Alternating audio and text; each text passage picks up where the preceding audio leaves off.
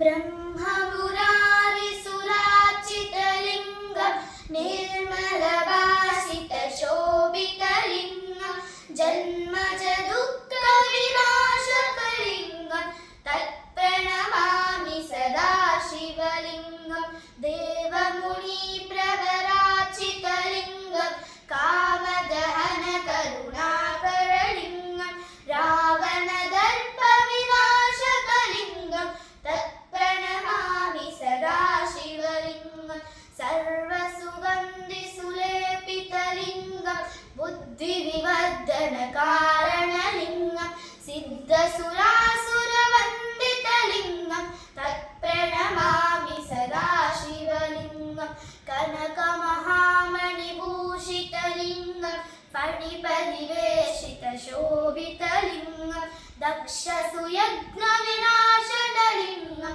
तत्प्रणमामि सदा शिवलिङ्गं कुङ्कुमचन्दनशोभितलिङ्गं पङ्कजहार सुशोभितलिङ्गं सञ्चितपापविनाशकलिङ्गं तत्प्रणमामि सदा शिवलिङ्गं देवगणार्चितसेवितलिङ्गं भावैर्भक्तिभिरेव च लिङ्गं दिनकरकोटिप्रभाकरलिङ्गं तत्प्रणमामि सदा शिवलिङ्गं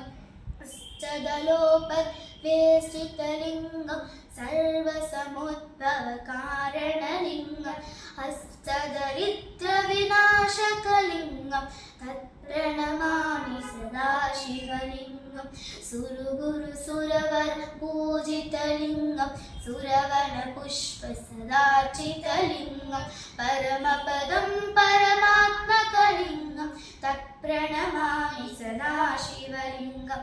लिङ्गाष्टकमिदं पुण्यं यः पठे शिवसन्निधौ शिवलोकमवाप्नोते